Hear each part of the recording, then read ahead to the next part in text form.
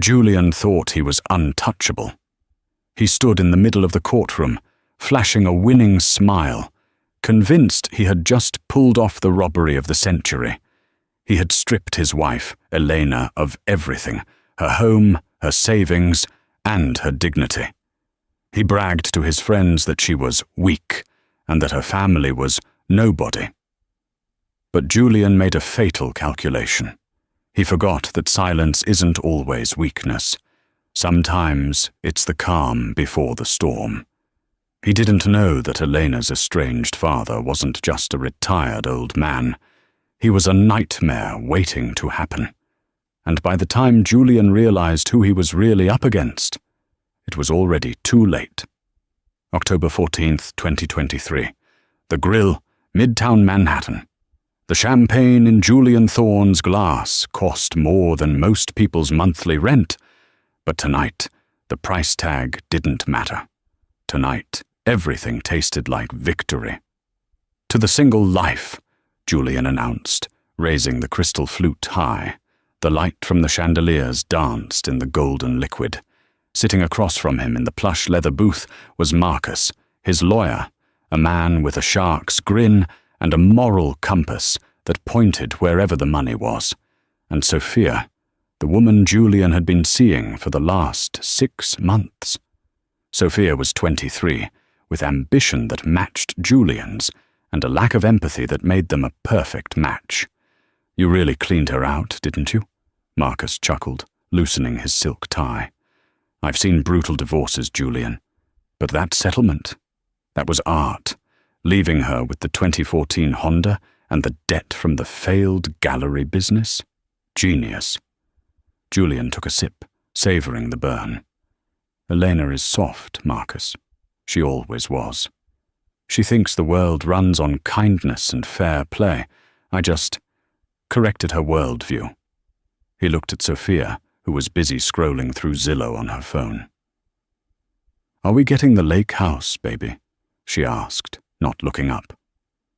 "We got the lake house, the penthouse on 5th, and the entire investment portfolio," Julian bragged, his voice loud enough for the neighboring tables to hear.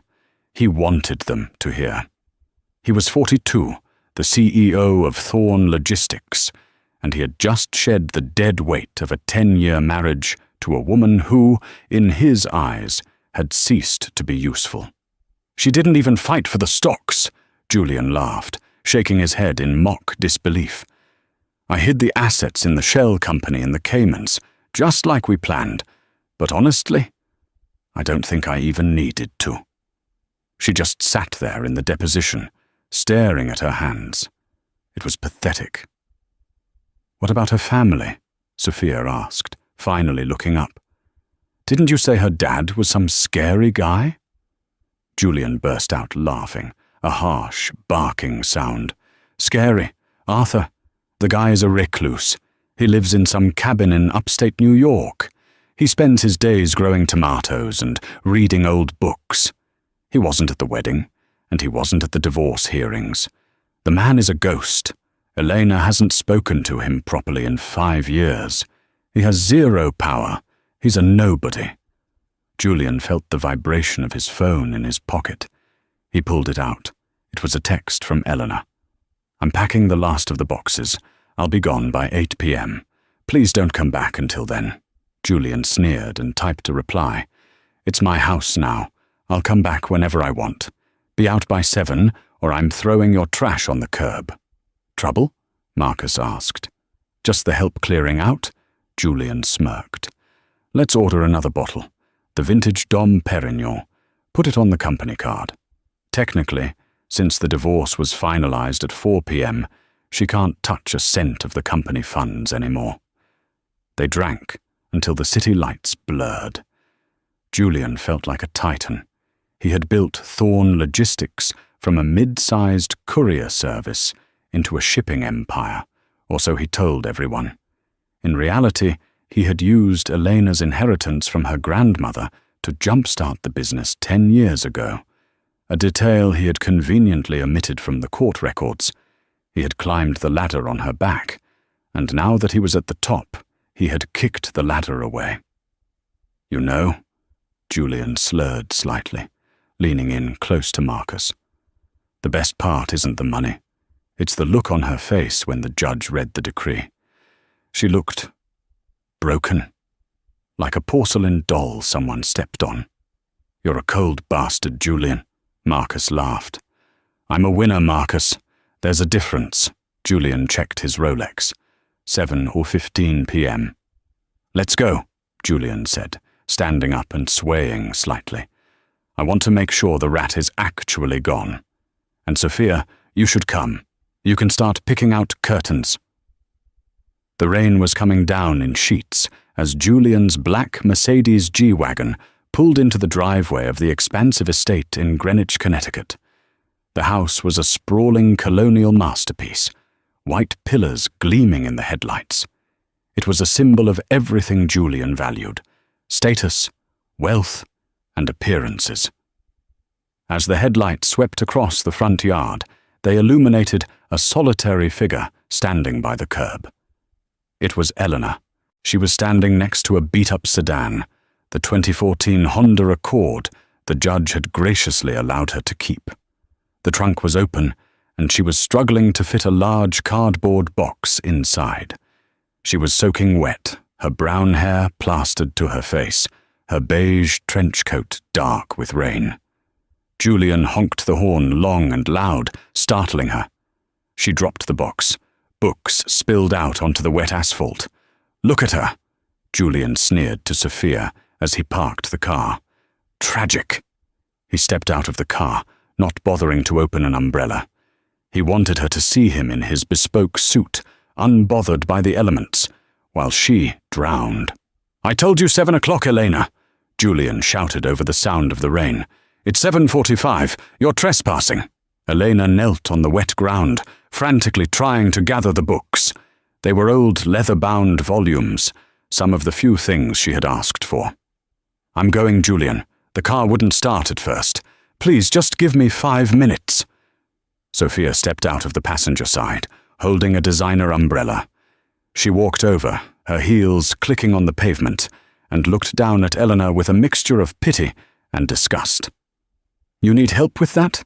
Sophia asked, her voice dripping with fake sweetness. She reached out with the tip of her boot and nudged a book that had fallen into a puddle. Oops. I think that one's ruined. Elena looked up. Her eyes were red-rimmed, her face pale. But there was something in her expression that Julian hadn't seen before. It wasn't the submission he was used to. It was a cold, hard resolve. Enjoy the house, Sophia, Elena said quietly, her voice trembling but clear. It has thin walls. You'll hear every lie he tells you. Shut up, Julian snapped, striding forward. He kicked the remaining pile of books toward the gutter. Get off my property. Now, or I call the police and have you dragged off. Elena stood up. She didn't try to save the books in the gutter. She just looked at them, then at Julian. You took the accounts, Elena said. You took the house. You even took the dog, and you hate that dog. Why do you have to be cruel, Julian? You won. Because I can, Julian hissed, leaning into her face. Because you are nothing without me. You were nothing when I met you, just a quiet girl with a little bit of inheritance money that you didn't know how to use. I built this life. I earned this. You were just a passenger. I was your partner, she whispered. You were an anchor, he corrected, and I just cut the rope. Elena stared at him for a long moment.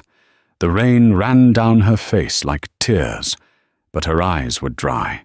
She turned to the car, slammed the trunk shut on the few meager possessions she had managed to salvage, and got into the driver's seat. The engine sputtered, whined, and finally caught. As she backed out of the driveway, Julian yelled after her, Go cry to your daddy! Oh wait, he doesn't care about you either. He laughed as the taillights disappeared into the dark, rainy night. God, that felt good, Julian exhaled, turning to Sophia. Let's go inside. I need a drink. Inside, the house was warm. but it felt empty. Eleanor had taken nothing of value, but she had taken the warmth. The paintings were still on the walls, the expensive rugs on the floors, but the soul of the house was gone. Julian poured himself a scotch and walked to the window, looking out at the storm. "Who is her father, anyway?" Sophia asked, wandering around the living room, touching the sculptures. "You mentioned him earlier." "Arthur Vance," Julian shrugged. "Like I said, nobody. He used to run some small legal consultancy firm back in the 80s, I think. Then he retired to the middle of nowhere. Elena sends him letters, he sends her vegetables. That's the extent of their empire." Julian took a sip of scotch.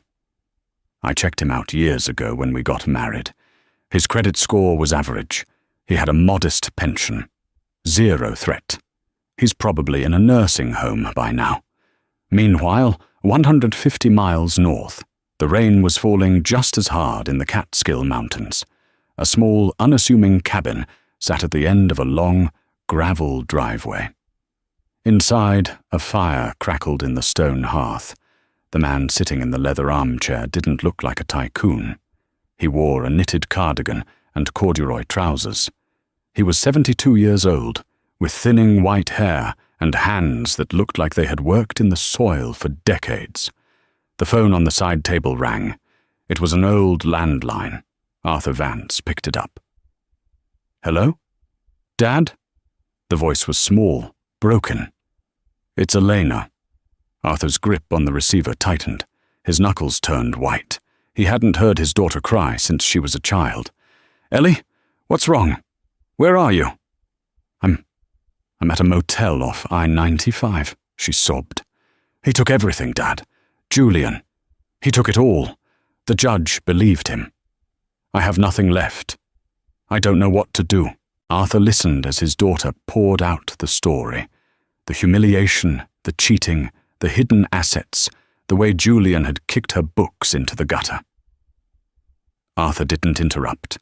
He sat perfectly still, his blue eyes staring into the fire. But the warmth in his eyes died, replaced by a glacial coldness. When she finally finished, struggling to breathe through her tears, Arthur spoke. His voice was soft, gentle, the voice of a father comforting a child. "You are safe now, Ellie. Do you have enough money for the room?" "Yes," she sniffled, "for a few nights."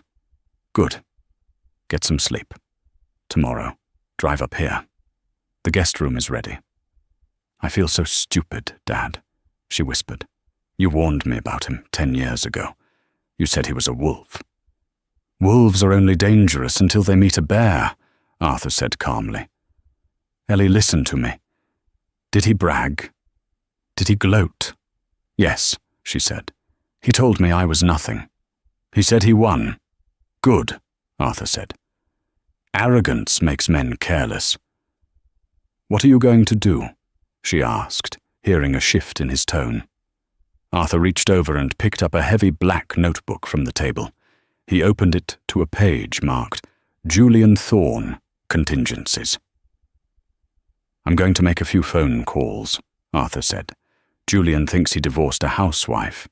He's about to find out he declared war on the wrong family." Arthur hung up the phone. He didn't go to sleep. Instead, he walked over to a safe, hidden behind a painting of a landscape. He spun the dial. Left, right, left. The heavy steel door clicked open. Inside wasn't cash or jewelry. It was a stack of files, a satellite phone, and a Rolodex of numbers that hadn't been used in 15 years. Arthur Vance wasn't just a retired legal consultant. Before he retired to grow tomatoes, Arthur Vance had been the finest forensic accountant and corporate fixer on the East Coast. He was the man the billionaires called when they needed to destroy a rival without leaving a fingerprint. He was known in the inner circles simply as the Eraser, and he had just come out of retirement. November 2nd, 2023, Thorne Logistics Headquarters, 42nd floor. 2 weeks had passed since the divorce was finalized, For Julian,